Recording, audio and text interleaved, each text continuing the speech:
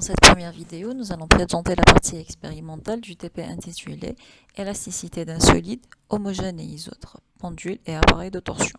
Il faut savoir qu'on dit qu'un corps est isotrope si ses propriétés ne dépendent pas de la direction.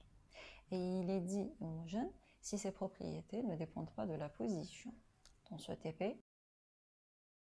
nous proposons d'étudier les propriétés élastiques de l'aluminium en déterminant son module de Young, en utilisant le pendule de torsion dans la première partie et l'appareil de torsion dans la deuxième partie. Pour comprendre la torsion, on peut considérer un élément de volume du matériau de forme cylindrique à deux extrémités, libres initialement, et on repère une section de cet élément.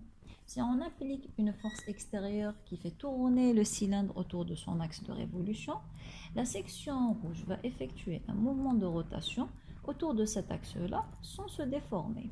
Par contre, si on fixe une des deux extrémités du cylindre et que l'on applique la même force, la section rouge subira une déformation de cette manière.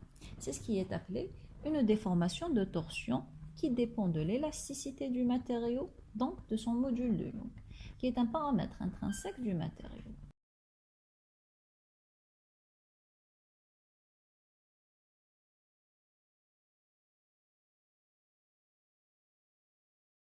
Il s'écrit en fonction des dimensions et propriétés du matériau selon cette expression, où la seule inconnue est la constante de torsion C. Celle-ci, elle peut être déterminée expérimentalement. Dans notre première partie, nous allons utiliser le pendule de torsion où nous considérons une tige métallique d'aluminium de longueur grand L et d'épaisseur petit d, accrochée en son extrémité supérieure à un bâti fixe. Son extrémité inférieure est fixée au centre d'une barre horizontale de longueur 2L, qui peut tourner autour de son axe normal. Aux extrémités de la barre horizontale sont fixées deux petites masses petites m. Si on dévie le système faiblement par rapport à sa position d'équilibre, repérée par l'aiguille, il effectuera un mouvement d'oscillation de période grande T dont l'expression est la suivante. Dans cette expression, T est une grandeur expérimentale mesurée en utilisant un chronomètre.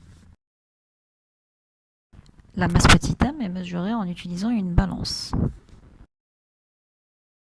La longueur petit l et grand L sont mesurées à l'aide d'une règle et l'épaisseur quant à elle est mesurée à l'aide d'un pied à coulisse. Moyennant toutes ces mesures, nous pouvons remonter au module de Young du matériau caractérisé. Commençons par la mesure de petit m. Dans cette première séquence de photos, nous vous proposons différentes configurations possibles permettant de déduire les bonnes valeurs de m.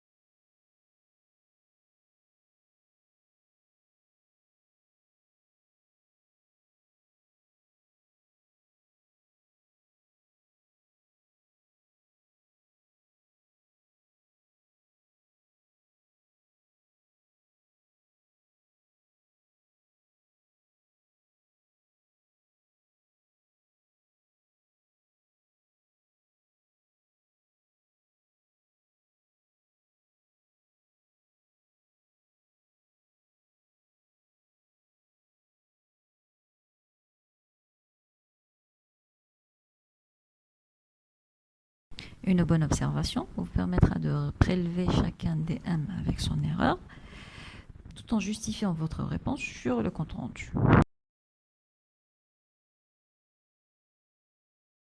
Dans tout ce qui suit, nous nous proposons d'étudier trois tiges d'aluminium caractérisées essentiellement par des longueurs différentes. Sur cette image, vous pouvez prélever la valeur de la longueur de la première tige.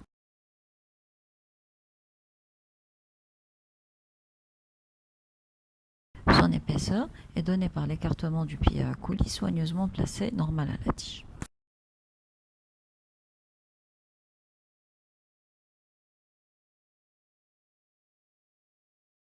Pour le montage expérimental, remarquez que la tige d'aluminium est fixée en son extrémité supérieure à un bâti fixe et est soigneusement placée parallèle à la normale verticale au plan de travail.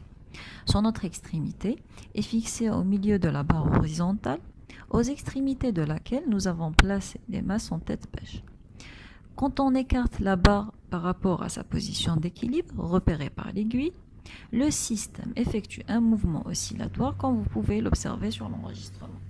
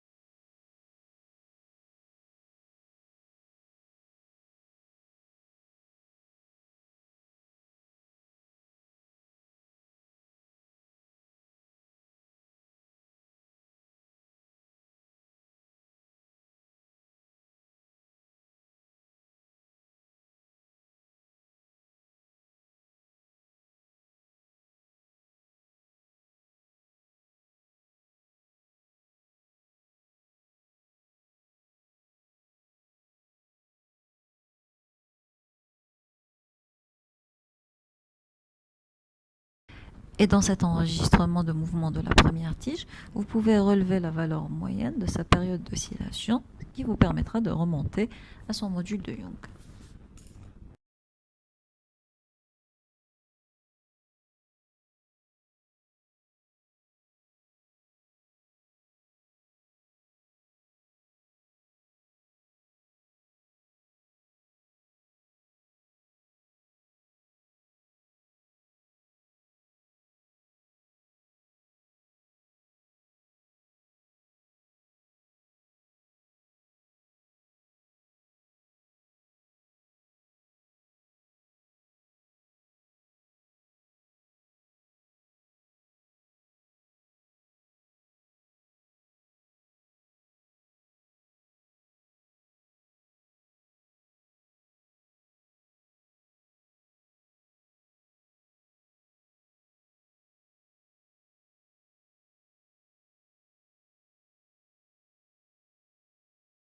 De même, pour la tige d'eau, sa longueur peut être lue sur cette image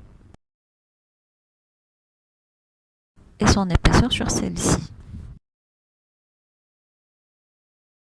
L'enregistrement de ces oscillations vous permettra de relever la valeur moyenne de sa période.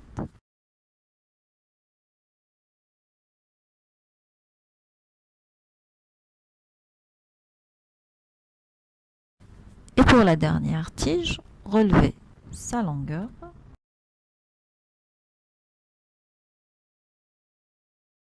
son épaisseur et la période d'oscillation.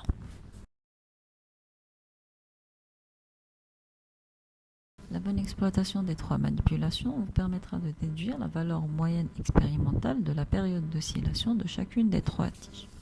Vous pourriez donc remonter à leur constante de torsion C et leur module de Young, objet principal du TP.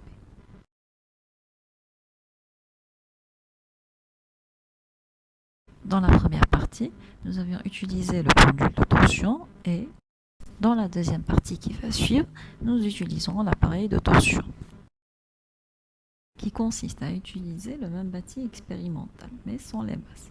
Une force extérieure F appliquée perpendiculairement à la barre horizontale induira une déformation de torsion de la tige d'aluminium. La variation du moment de la force en fonction de l'angle de déviation par rapport à l'équilibre vous permettra de déduire la constante de torsion C. Sur ces photos, nous vous montrons les différentes manières que le manipulateur peut adopter pour appliquer la force F à l'aide du dynamomètre. Une seule configuration est correcte et celle qui vérifie la perpendicularité par rapport à la barre horizontale et le parallélisme par rapport au plan de travail. Concernant la partie expérimentale, pour chacun des trois enregistrements qui vont suivre, il vous est recommandé de prélever différentes valeurs de F en Newton pour différentes valeurs d'angle de torsion en degrés.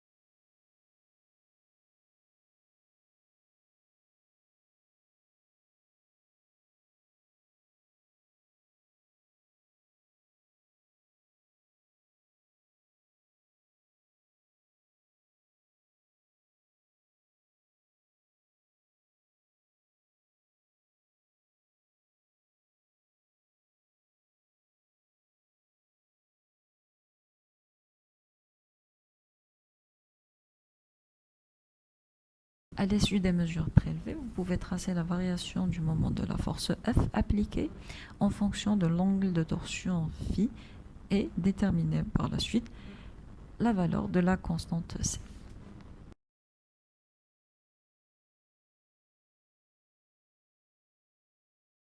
Il est important de noter que l'étudiant dans son compte rendu doit répondre convenablement à toutes les questions défilant dans la présente vidéo et celles prescrites dans le texte de dépôt.